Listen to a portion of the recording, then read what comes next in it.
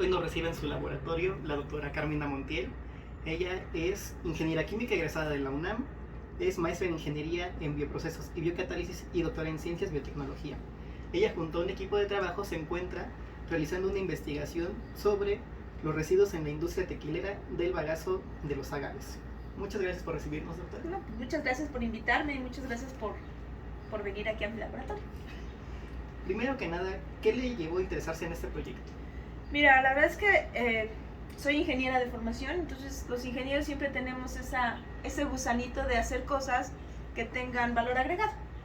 Y entonces yo cuando termino el doctorado me invitan a participar en un proyecto internacional que buscaba producir bioetanol a partir de residuos agroindustriales. Y qué mejor residuo que el residuo del bagazo de agave. Resulta que el tequila, que nosotros más o menos se producen alrededor de 523 millones de litros de tequila al año, que es un montón, y de esos 523 se exportan como 300,000 litros de tequila, pero para producir toda esta gran cantidad de tequila se requieren alrededor de 2 millones de toneladas de agave. O sea, es una cantidad muy grande. Y entonces, de esos 2 millones de toneladas de agave, se utiliza alrededor del 40% nada más, que es la piña. Y de la piña solamente necesitamos los carbohidratos para fermentarlos y hacer el tequila. Pero genera subproductos. Antiguamente se les conocían como residuos, pero ahora son subproductos. Y estos subproductos son hojas y son bagazos.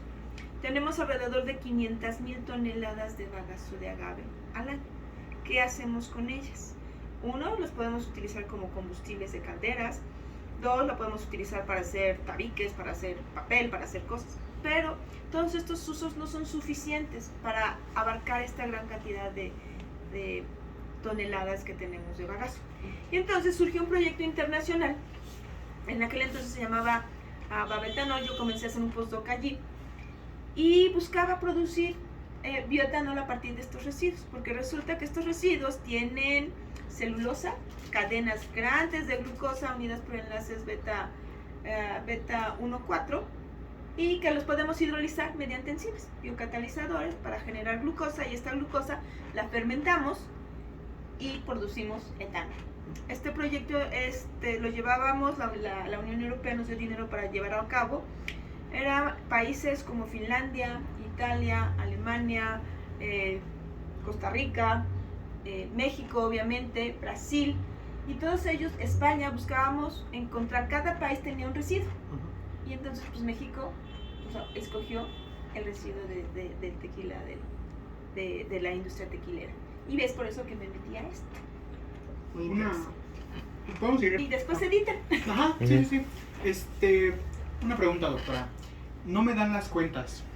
Tengo entendido que dijo que son alrededor de 2 toneladas de agave. 2 millones de toneladas. 2 millones de agave. De agave. Y de esto dijo que se utiliza el 40% para el tequila.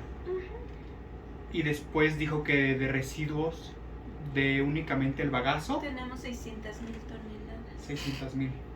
Sí, ok, entonces sí. Sí cuadra, Sí, ¿no? sí cuadra. Sí cuadra. Sí, lo he usado muchas veces. Sí cuadra. O sea, más del 50-60% son residuos. Y eso contando solamente hojas, bagazo. Pero tenemos otro residuo bien importante, que son las vinazas. ¿Qué son las vinazas? Una vez que se fermenta los azúcares y que se lleva a destilación, obviamente tenemos el destilado, que es el alcohol, pero tenemos un líquido, y ese líquido donde todavía hay levadura, donde hay cosas, pues se tira, y estamos hablando de muchos millones de litros de vinazas. Entonces es una industria muy productiva, pero es una industria con muchos subproductos que hay que encontrar cómo manejarlos o qué hacer con ellos, ¿no? Si no eran 2 toneladas, son Sí, 2 millones. Sí, ya diciéndolo suena ridículo, ¿no? Sí, no, pues es que son 2 millones, es muchísimo.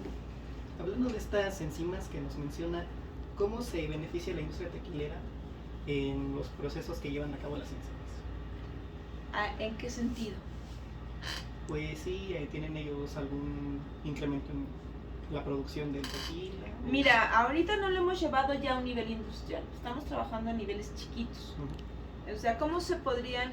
La industria del tequila obviamente utiliza levaduras para llevar a cabo la fermentación. Utiliza Saccharomyces y algunas otras que se encuentran en su proceso de fermentación. Entonces, obviamente, estas levaduras van a convertir a los azúcares, a las fructosas que trae la piña, cuando una vez que la cuecen, la hidrolizan, la llevan a un proceso de fermentación, lo fermentan y te da el alcohol, ¿no? ¿Nosotros qué hacemos? Nosotros, una vez con estos residuos, buscamos enzimas que nos permitan dar productos de valor agregado. Una hipótesis o un proyecto que nosotros traemos en la cabeza es, ¿qué pasaría si con estos residuos de celulosa producir bioetanol para que se utilice como biocombustible en las plantas, ¿no? O bien, utilizar esta celulosa, hidrolizarla, tener únicamente glucosa y esta glucosa regresarla al proceso para que se siga fermentando. Esa sería una manera de aprovechar estos residuos, pero dentro del mismo proceso. Todavía no se hace, pero bueno, puede ser una idea de uso. Sabemos que muchos procesos biotecnológicos tienen rendimientos bajos, ¿no? Entonces, estas lignasas... Inulinasas. Ah, es que ese es otro tema.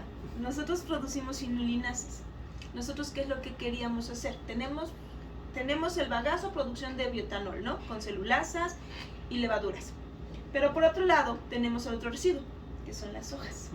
Y estas hojas tienen inulina.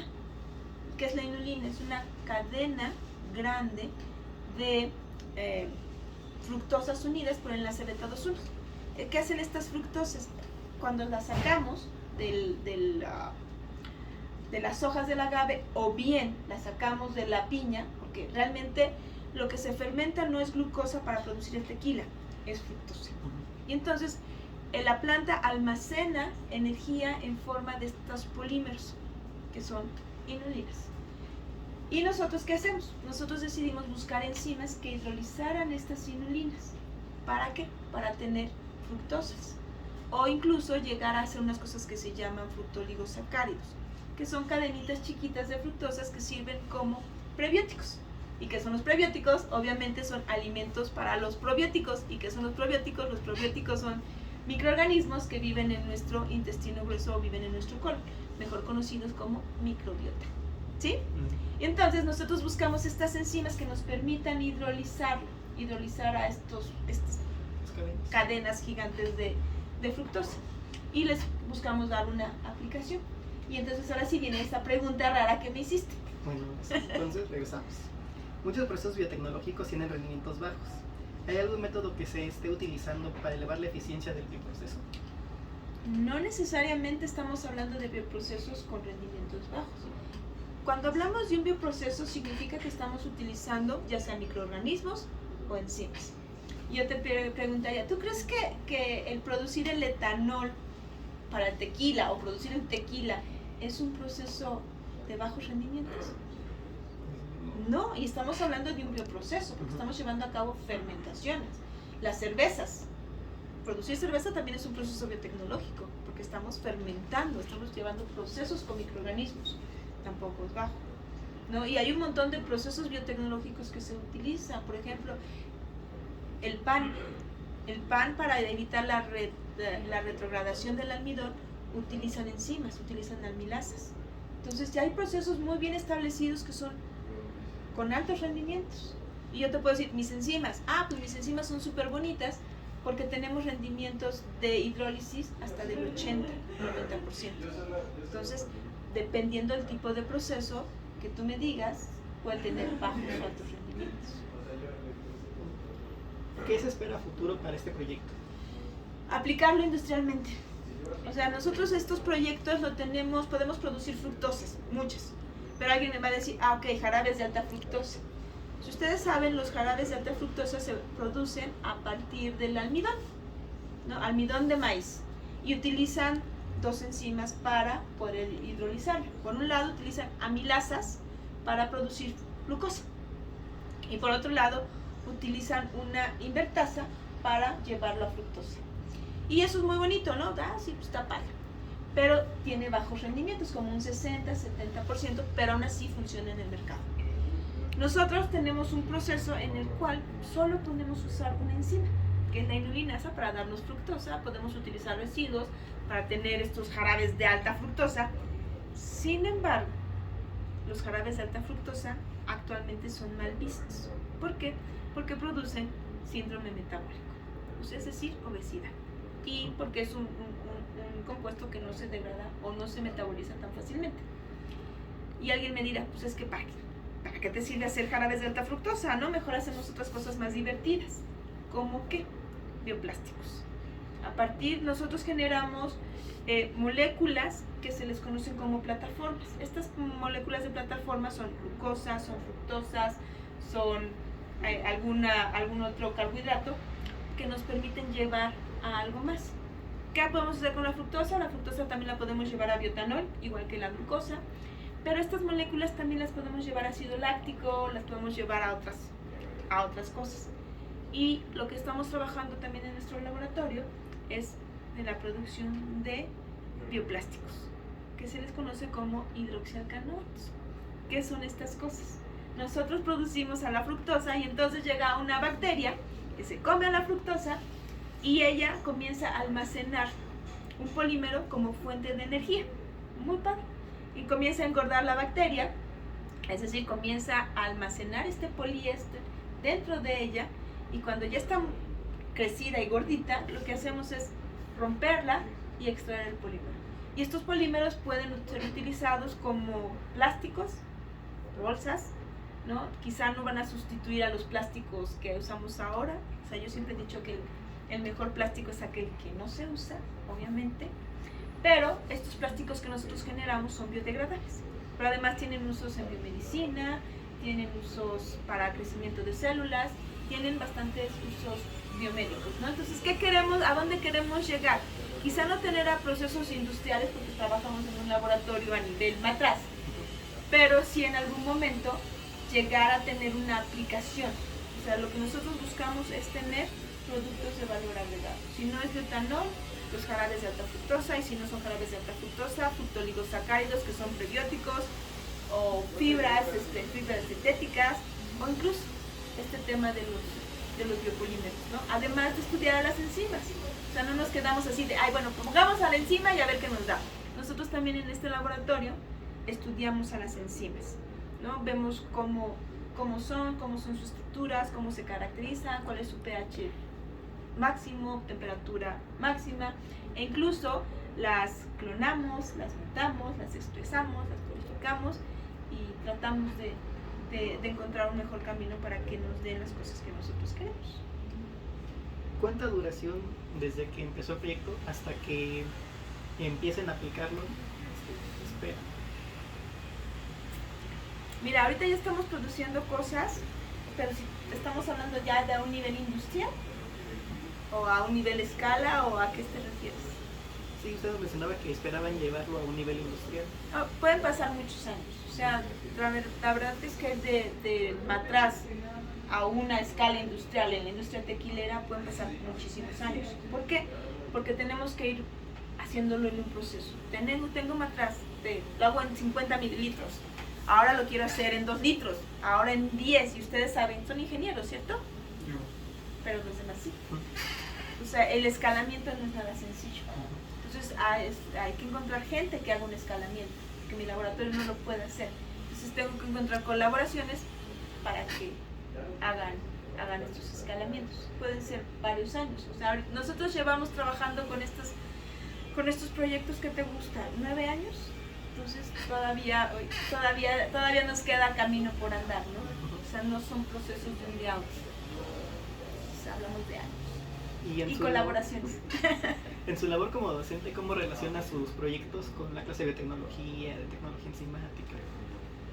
Pues están completamente ligados, ¿no? En tecnología enzimática, obviamente, platicamos de enzimas en mi laboratorio, purificamos enzimas, modificamos enzimas, las analizamos, las caracterizamos, las extraemos de los microorganismos, ¿no? E igual en biotecnología. En biotecnología vemos una gran parte de biología molecular, ¿no? Donde enseñamos qué es el DNA, cómo manejamos el DNA, cómo clonamos, cómo expresamos, cómo purificamos. Y realmente esto es lo que hacemos en este laboratorio.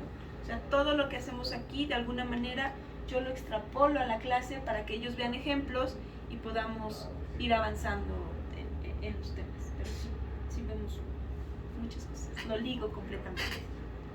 ¿Está trabajando en otro proyecto al mismo tiempo? ¿A qué te refieres? ¿Se dedica a otro proyecto de investigación? Pues es que son varios proyectos, no es un solo proyecto de investigación. Nosotros tenemos un nodo de partida, ¿no? Que son las enzimas. Y entonces, ahora, ¿estos proyectos en qué se basan? Ok, yo tengo enzimas y tengo un residuo. Entonces tengo la pareja. Y de esta pareja yo comienzo a hacer ramificaciones. Son varios proyectos de investigación. Aunque suena como uno solo que va pegándose, no, son varios proyectos de investigación. Por un lado, tengo la modificación de enzimas, la estructura de las enzimas, función de las enzimas. Por otro lado, tengo la producción de los polihidroxialcanoatos, que queremos hacer ¿cómo llamarlo? Un sistema en el cual sea sacarificación, fermentación simultánea, ¿no? Por otro lado, tengo la producción del bioetanol mediante los bagasos. Y así nos podemos ir. Producción de fructooligosacáridos, producción de otro tipo de enzimas, búsqueda de otras enzimas con otros microorganismos. Entonces, son varios proyectos que van sobre una misma base, ¿no? Tenemos una base donde ramificamos. ¿Alguna otra pregunta? Igual y si alguien tiene otra pregunta ya que pase allá y como... Regresando un poco al inicio, tengo entendido, corríjame si me equivoco, que las hojas del agave justamente antes, o no sé si actualmente, se sigan utilizando para hacer fibras. Que no sé si eso es una alternativa aún viable para reducir utilizar los productos más bien. Claro, se siguen utilizando para hacer fibras. ¿Te acuerdas que existía por ahí en Yucatán toda la industria del enequén? ¿No? Entonces sí se usa y se utiliza para hacer techos y se utiliza para hacer muchas cosas. Pero pues estamos hablando de miles de toneladas de hojas, ¿no? Entonces no se pueden utilizar todas estas hojas en este sentido. Entonces hay que darle vertientes de uso. Claro. Sí, pero sí se siguen utilizando para textiles. Claro, no es una industria tan explotada el pecho. Exacto. Entonces estos textiles regularmente se utilizan para hacer artesanías y el mercado es pequeño, ¿no? O sea, hacer lazos, por ejemplo, ¿no? Donde yo de niña, mi mamá o mi abuela utilizaba lazos producidos del enequén o producidos de fibras para tender la ropa, por ejemplo, ¿no? Entonces, sí, yo creo que es una área que está poco explorada, poco explotada y que sí deberíamos de entrar y hacerla diversa. Justamente era mi siguiente pregunta, si es una industria, un área que vea de oportunidad de que si se investiga más pueda mejorarse estas mismas fibras para utilizarse a gran escala. Totalmente lo podemos utilizar para hacerlo a gran escala, ¿sí? Fibras, ¿no? Que pueda usarse para hacer ropa, con mejores tratamientos, con mejores tratamientos. Yo creo que sí se puede. Ahora un poco el tema de la eficiencia en los procesos. Voy a hacer una suposición. Imagino que para la industria la única importancia para definir si un proceso es eficiente o no es el tema económico. ¿Qué tendría que suceder para considerar que no lo sea? Además de que no sea remunerable, ¿qué tanto daño tendría que hacer o qué tanto se tendría que desperdiciar un material, etcétera, para considerarse no eficiente? No eficiente, depende qué es lo que tú quieras. O sea, ¿cuánto te cuesta? Si es mucho, por ejemplo, yo les puedo decir que producir bioetanol es una gran idea, pero el costo de producir bioetanol es caro. O sea, es más caro el proceso que en lo que yo te lo voy a vender o en lo que se vende a nivel mundial. Ya se está trabajando. O sea, nosotros estamos hablando de un bioetanol de segunda generación. ¿Qué significa esto? Que lo estamos utilizando a partir de residuos lignocelulósicos. Y esos residuos necesitan un pretratamiento y necesitan hacer hidrólisis y a la larga puede ser caro.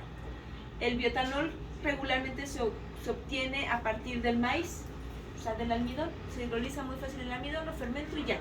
Sin embargo, en México eso está prohibido. ¿Por qué? Porque atenta contra la seguridad alimentaria.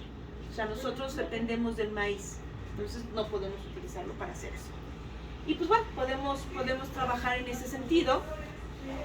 Y te puedo decir que en ese sentido no es redituable. Entonces, tener una biorefinería para hacer bioetanol podría ser, pero por el momento no va por ahí. Segundo, si quiero considerar un proceso eficiente, depende qué es lo que quiero. En la actualidad ya no me puedo dar el lujo de tener residuos.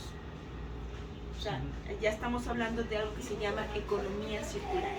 Es decir, descargas, cero, subproductos, cero. Todo lo que yo voy obteniendo como subproductos, tengo que regresarlo al sistema. Entonces, ahí ya vamos a hablar de un sistema eficiente poniendo en la balanza qué es lo que tú quieres. ¿Quieres un proceso que sea bueno y que te dé buenos rendimientos? Sí. Pero además este es un proceso que va a cumplir con la Agenda 2030, donde ya no hay emisiones, también. Entonces eso cuesta. Depende que hacia dónde tú lo quieras llevar. Pero eso sí, si tienes un producto que te cuesta 10 veces más porque el proceso es caro, entonces tienes que evaluarlo si es eficiente y si es lo que tú quieres. ¿No? ¿Sí contesté tu pregunta? Sí. Ya tienes. Bueno, a continuación mis compañeros César y Sergio van a hacer una ronda de preguntas extras a la doctora. Y despide. Espérame, creo que está un poco solo. Ojalá no estuviera así desde el principio. Esperemos que no. Ya. Bueno, pues muchas gracias, doctora, por Muchas habernos gracias por recibido. Y pues esperamos seguirnos viendo en materias subsecuentes. Pues sí, están invitados a la Biotech y a la Tech Enzimática. ¿Vale? Pues muchas gracias por venir.